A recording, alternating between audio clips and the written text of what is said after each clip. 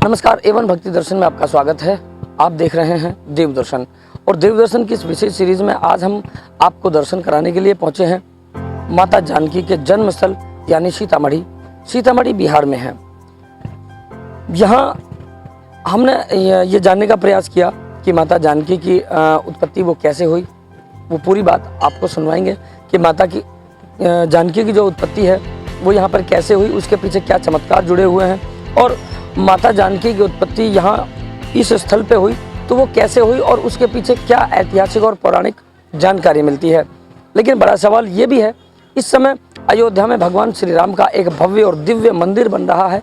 तो जब सबसे पहले सीताराम या सिया राम बोलते हैं, तो जब भगवान राम का इतना भव्य और दिव्य मंदिर बन रहा है तो क्यों नहीं माता जानकी का भी उसी तरह का एक भव्य और दिव्य मंदिर बनाया जाना चाहिए। ये मंदिर आप देखेंगे तो आपको लगेगा कि कहीं ना कहीं मंदिर अनदेखी का शिकार है, लेकिन ये हिंदुस्तान है, यहाँ आस्था का जो सैलाब है वो कभी कम नहीं होता।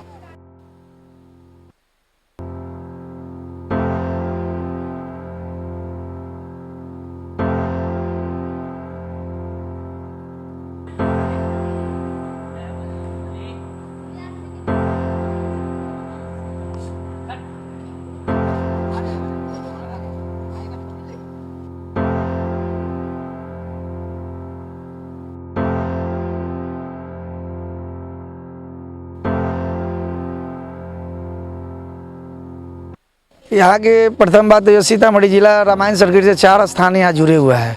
एक यहाँ प्रथम स्थान है माँ सीता की जन्मभूमि हुई है। इससे यहाँ से 4 किलोमीटर दूरी पर एक हलेश्वर नाथ मंदिर है, वो भी जुड़ी हुई है। और एक यहाँ से 3 किलोमीटर दूर जानकी स्थान मंदिर है जो इसी से जुड़ी हुई है। एक पंत पाकर मंदिर है, वो भी रामायण सर्किट से ही जुड़ी हुई है। जो राम और सीता से ही ये 4 धाम यहाँ जुड़े हुए हैं। तो रहे कि सीता जी का जन्म कैसे हुआ वो आपको हम शॉर्टकट में ही बता देते, ढंग से बता देते जो लोगों को, आपको दर्शकों को समझ में आ सके। यहाँ 12 बरस के जब अकाल पड़ा तो राजा जनक जी महाराज यहाँ अपना वो देखे कि 12 साल का अकाल पड़ गया और पानी अन्न के बिना जनता त्राहिमाम करने लगे। तो राजा जनक जी के पास जनता लोग गए कि महाराज कैसे होगा। तो जनता जनक जी अपना ऋषि लोग से और ऋषि मुनि से बैठक किए और उसका मंथना किया कि हमारे राज्य में अकाल पड़ा क्यों, किस कारण अकाल पड़ा।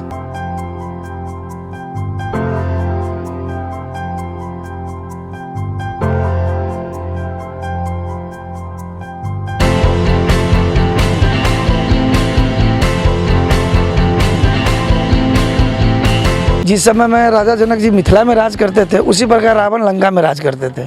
और रावण के जैसे आज हमारे यहाँ इंडिया सरकार चाहे जो भी गवर्नमेंट है, हम लोगों से इनकम टैक्स सेल टैक्स के रूप में कर लिया जाता है। उस समय में हिंदी भाषा अंग्रेजी शब्द टैक्स इनकम और हिंदी शब्द कर है।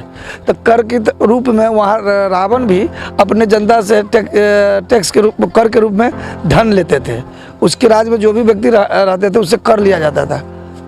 तो ऋषि सप्त ऋषि जो पूरी भ्रमण कर करके हर जगह तपस्या करते थे, और तपस्या करते थे हर जगह जाके। तो उस समय में वो लंका में गए और लंका में जब गए तो उनको कर मांगा गया। तो उनके पास धन और कुछ था नहीं, तो रावण के दूत ने उससे ज़बरदस्ती कर ब्लड के रूप में उससे कर लिया गया और उसी कर को एक टॉप यानी कि घड़ा में डाला गया और घड़ा में डाल के दूत ने रावण के पास ले जाने लगा। उसी समय में सप्तम ऋषि ने उसको श्राप दिया कि जा यही खून रावण का नाश का कारण बनेगा। तो रावण ये तो श्रापित जूत घड़ा हो गया। वहाँ से जब निकले हैं दूत, जब रावण के दरबार में गए तो वहाँ रावण हर्षित हुआ। मगर जब दूत ने बताया कि इस घड़ा को ऐसे ऋषि लोगों ने श्राप दे दिया तो रावण डर गया और कहा कि अपने राज से दूसरे राज में इसको डलवा दो। तो रावण बोला कि कहाँ इसको डाला जाए। तो रावण ने इसी जगह को चयनित किया कि यहाँ डालेंगे। तो रावण को इस जगह को चयनित करने के कारण 2 था। एक पहला कारण था, एक समय में शिव जी की दरबार लगी हुई थी, में सारे राजाओं लोगों ने विद्वानों का परीक्षा हुआ था, जिसमें वेदांत शास्त्रार्थ हुआ था रावण और राजा जनक में। उसमें राजा जनक से रावण पराजित हो गया। एक बदले के भावना वो था बदले के भावना वो था इसके लिए। और एक ये था कि पूरी ब्रह्मांड में पुण्य आर्यन वन नाम जंगल यही था, और पूरी ब्रह्मांड इससे ज़्यादा पुण्य का जगह कहीं था ही नहीं। तो रावण ने इसीलिए कहा कि क्यों नहीं यही गाड़ दे कि पुण्य का भी नाश हो जाएगा, राजा जनक से मेरा बैर भी सज जाएगा। तो इसीलिए रावण ने यहाँ के घड़ा डाल दिया, और घड़ा डालने के कारण यहाँ 12 वर्ष का अकाल पड़ गया।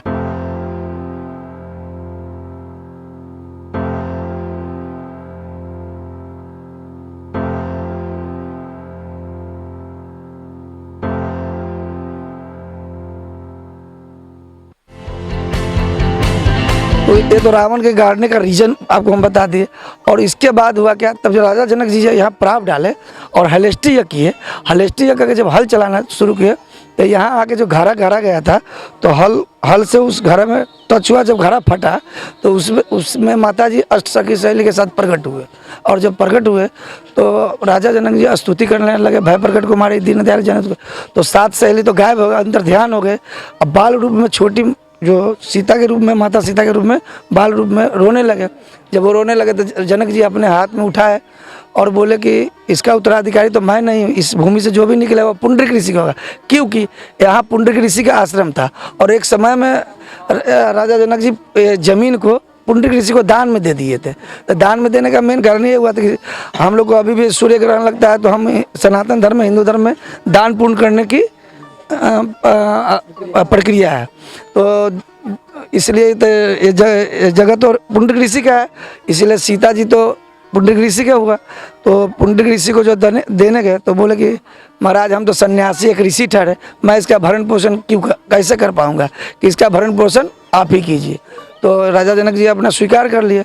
यहाँ पर नामाकरण हुआ जानकी नामाकरण इसलिए हुआ कि राजा जनक जया वंश के थे, और जया तीर्थ भी माना गया, और राजा अपने वंश के नाम पर जनकपुत्री जानकी नामाकरण किए। और क्या कहते हैं, जो बच्ची स्वयं प्रकट हो और माता पिता का गुण उसमें विलक्षण शक्ति दिखाई देता हो, तो उसके वंश पर ही नामाकरण किया जा सकता है। तो राजा जनक जी यहाँ जानकी नाम रखे। जब यहाँ फूलों के बारिश होने की वर्षा शुरू हो गई, यहाँ से 3 किलोमीटर दूरी पर जो सीता मढ़ी टाउन के बीच में जानकी मंदिर है, वहाँ एक मरई बना के छठी मनाने के लिए वहाँ राजा जनक जी रुके। और उस मरई बना के 6 दिन, आज भी हमारे घर में बच्चे उच्चे होता है तो 6 दिन या 12 दिन शौच के रूप में मनाया जाता है। वो सीता जी को मरई में बना के वहाँ नाम पड़ा सीता। तो वहाँ नाम सीता इसलिए पड़ा कि जब मालूम हुआ नारद जी को, तो नारद जी महाराज वहाँ पहुँचे, और वहाँ पहुँचकर वो बताया कि इनका नाम सीता होना चाहिए, जानकी नहीं से इसका असली नाम सीता होना चाहिए। तो सीता इसलिए होना चाहिए कि जो हल में फल लगता है उसको हम लोग मैथिली भाषा में शीत बोलते हैं। शीत जो लोहे के लकड़ी के ऊपर जो लोहे लगते हैं ना, उसको शीत बोलते हैं। और सिराउर यानी बैल का जो सिराउर होता है वो, और मिट्टी गड्ढा, सिराउर और गड्ढा तीनों के टकराव से यदि कोई तीसरी बच्ची उत्पत्ति होता है तो उसका नाम सीता होना चाहिए। इसीलिए सीतो उत्पन्ना सीता, इसलिए नारद जी वहाँ नामाकरण सीता रखे। और 6 दिन छठी मना के वहाँ से राजा जनक जी फिर अपने राजधानी जनकपुर चले गए। यहाँ के जो चौहद्दी है, जैसे पश्चिम में कोशी राजा जनक जी के पश्चिम पूरब में कोसी, और पश्चिम में बूढ़ीगंड के, उत्तर में हिमालय, दक्षिण में गंगा। इतना बड़ा राज्य जनक जी का था। जो आज हाजीपुर जो देखते हैं गंगा पुल, वहाँ तक मिथिला राज था। हाँ, वहाँ तक मिथिला राज था, पूरे मिथिला नगरी था। वहाँ 4 फाटक भी थे, जलेश्वर महादेव, गिरजा स्थान, फुलहर। ये राजा जनक जी का नज़दीकी 4-4 कोस के दूरी पर वो फाटक थे। आई पूरी चौहद्दी था।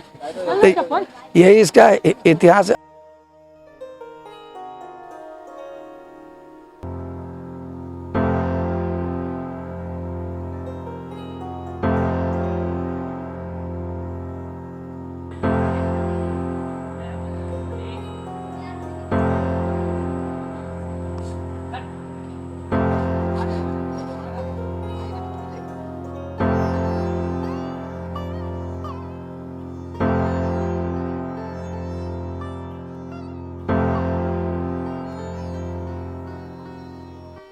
तो देवदर्शन में आज ये जानकारी रही माता जानकी के जन्म स्थान की, यानी माता सीता की उत्पत्ति कैसे हुई और माता का जन्म कैसे हुआ।